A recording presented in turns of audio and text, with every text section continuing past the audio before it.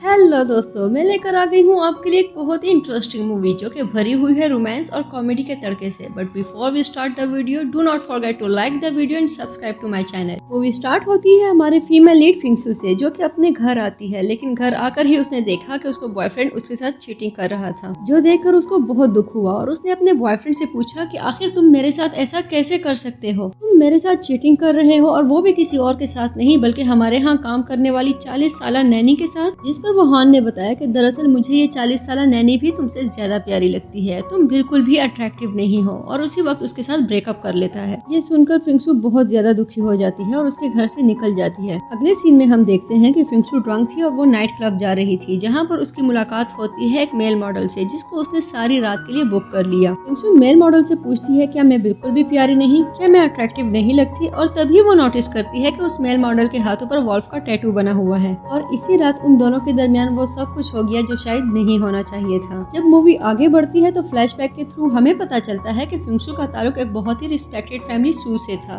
उसके father city guard थे और बहुत बड़े बिजनेसमैन थे, लेकिन ये सब कुछ ठप हो गया जब लोगों को पता चला कि सू फैमिली की बेटी फिंगसू प्रेग्नेंट है, और ये कि जिन बच्चों को वो जन्म देने वाली है उनका बाप कोई और नहीं बल्कि एक मेल मॉडल है। इस बात को लेकर उनकी फैमिली की बहुत ज्यादा बदनामी हुई, सभी लोगों ने उनके साथ अपना रिलेशनशिप खत्म कर लिया। सब फिंगसू के पेरेंट्स के लिए बहुत बड़ा शौक था, वो ये शौक ना झेल पाए और उनकी तबीयत बहुत ज्यादा खराब हो गई। इंडीड वो लोग अभी तक कोमा में हैं। और इसी सब के दौरान फिंगसू 4 बच्चों को जन्म देती है, और इन सब का सामना वो बिल्कुल अकेले करती है क्योंकि उसका साथ देने वाला कोई भी नहीं था। वापस लौटते हैं प्रेजेंट की तरफ, जहाँ फिंगसू अपने बच्चों को ड्रॉप करके एक ब्लाइंड डेट पर जाने वाली है, लेकिन जैसे ही वो रेस्टोरेंट में दाखिल होती है वो किसी गलत टेबल पर बैठ जाती है, और उस टेबल पर पहले से मौजूद है हमारे मेल लीड कैरेक्टर यानी पाई इंडस्ट्रीज के सीईओ पाई जैंक्विन। फिंगसू जैंक्विन के टेबल पर बैठ जाती है। जैंक्विन उसको वेलकम करता है और कहता है कि मुझे लगता है हमें अपनी बात को मजीद आगे बढ़ाना चाहिए, जिस पर फिंगसू कहती है कि उसको भी ऐसा ही लगता है। तभी जैंक्विन कहता है कि मुझे इस फैमिली की फर्टिलिटी रेट को जानना है, और हम ऐसा करेंगे जब डिलीवरी हो जाएगी तो बच्चा आप मेरे हवाले कर दीजिएगा। ये सुनकर फिंगसू को बहुत ज्यादा गुस्सा आ जाता है कि कोई ऐसी बात कैसे कर सकता है, और तभी वो कॉफी का कप उठाकर जैंक्विन पर उंडेल देती है। इस पर जैंक्विन बहुत ज्यादा शॉक हो जाता है, जबकि फिंगसू उसे कहती है कि तुम्हें बहुत ही शर्म आनी चाहिए, तुम एक इंतहाई वाहियात इंसान हो। तभी जैंक्विन के पीए चैनमिन वहाँ पर एक किटन लेकर आ जाते हैं, जिस पर जैंक्विन फिंगसू को एक्सप्लेन करता है कि दरअसल मुझे अपनी किटन के लिए बच्चे चाहिए थे और मैं उसी के मुतालिक बात कर रहा था। ये सुनना था कि फिंगसू को बहुत ज्यादा शर्मिंदगी हुई और वहाँ से जैंक्विन चला जाता है। तभी अपनी शर्त होने के लिए जैंक्विन उस होटल के वॉशरूम आ जाता है, जहाँ पर पहले से 3 बहुत ही खूबसूरत बच्चे मौजूद थे। तभी जैंक्विन को फील होता है कि ये बच्चे शायद मेरी कॉपी कर रहे हैं। तभी वो बच्चों के पास आकर पूछता है क्या तुम मेरी नकल कर रहे थे।